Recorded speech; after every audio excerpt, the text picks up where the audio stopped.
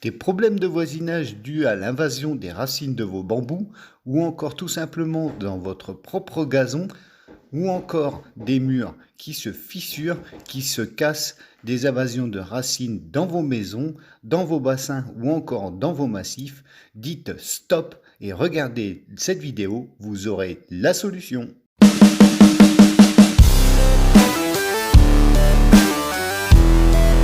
Coucou, je suis ravi de vous retrouver cette semaine pour parler d'un point important, la vie racinaire de vos bambous. Ces bambous ont des racines assez fortes qui parfois fissurent vos murs comme celui-ci, envahissent votre pelouse ou encore celle de votre voisin. Il est temps de dire stop à tout ça pour limiter les problèmes de voisinage ou encore vos réparations et les réparations futures. Il est temps d'installer un feutre anti-racinaire. Alors installez-vous confortablement et regardez cette vidéo jusqu'au bout. Je vous montre pas à pas comment installer celui-ci.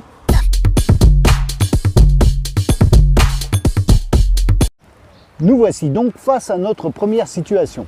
Vous avez envie d'avoir un bambou chez vous et vous allez vous rendre en jardinerie ou en pépinière pour investir dans celui-ci. Vous allez faire attention lors de la plantation de mettre un feutre anti-racinaire pour éviter tout désagrément par la suite. Vous allez donc planter celui-ci en faisant attention de creuser un trou supérieur à 40 cm de plus que la motte.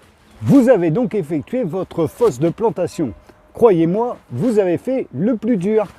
En effet, la pose de feutre anti-racinaire est en soi assez simple avec un petit peu de technique.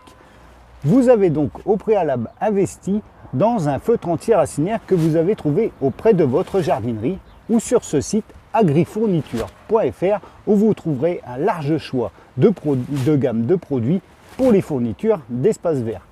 Vous devriez avoir avec vous une visseuse ainsi que quelques vis et des morceaux de latte de préférence traités.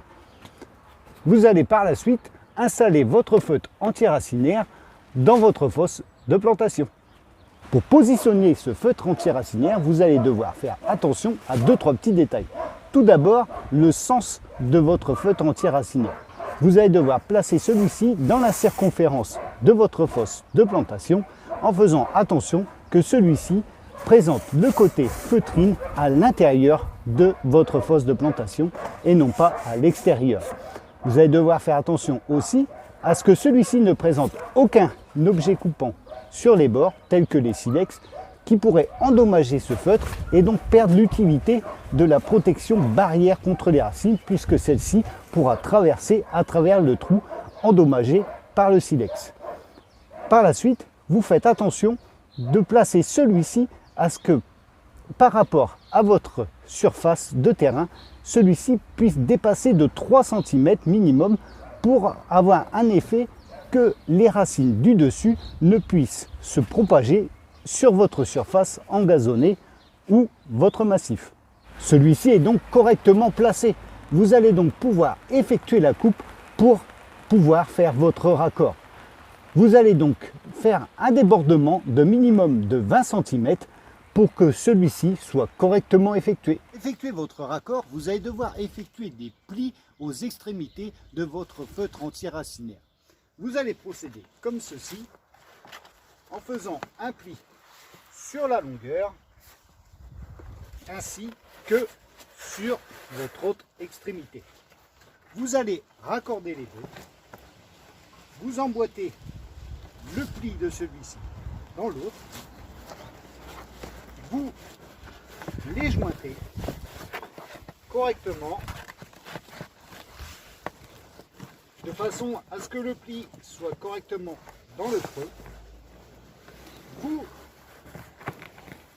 continuez, vous positionnez correctement en appuyant votre pli et ensuite vous allez prendre votre petite latte de bois que vous allez visser sur la longueur de ce côté et ainsi avec l'autre latte de bois vous allez positionner celle-ci sur le derrière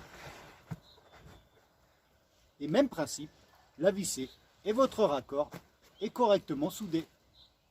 Votre jointage correctement effectué à l'aide des 2 petites lattes vissées de part et d'autre, vous n'avez plus qu'à replacer correctement votre feutre antiracinaire dans votre fosse de plantation si celui-ci a bougé lors de l'opération du jointage. Une fois ces étapes effectuées, vous n'aurez plus qu'à passer à la plantation. Allez, c'est parti, je vous emmène découvrir une pose de feutre antiracinaire dans une toute autre situation. Nous voici face à cette seconde situation. Vous avez déjà planté vos bambous sans feutre antiracinaire et vous vous apercevez des dégâts qu'ils causent à cause de ces racines. Pas de panique, il est toujours temps d'installer le feutre antiracinaire par la suite. Il vous suffira d'attendre la période automnale pour effectuer cette opération. En effet, il faudra déterrer celui-ci pour pouvoir installer la barrière antiracinaire autour de ces racines qu'il a déjà développées de la même manière que vous venez de voir dans la première situation. Pour les personnes qui ont planté une haie de bambou sans feutre antiracinaire et qui se retrouvent envahies par ces racines, il vous suffira tout simplement à la période automnale d'intervenir soit avec un engin mécanique tel qu'une mini-pelle ou à la main, de creuser une tranchée tout autour de votre haie de bambou et d'y installer la barrière antiracinaire de la même manière que la première situation. Cette vidéo se termine, j'espère qu'elle vous aura plu, qu'elle vous aura permis de comprendre comment bien installer un feutre antiracinaire, de résoudre vos problèmes dus aux racines. N'hésitez pas à mettre un petit pouce bleu, à mettre un petit commentaire si vous avez encore des questions et on se retrouve la semaine prochaine pour un nouveau tuto.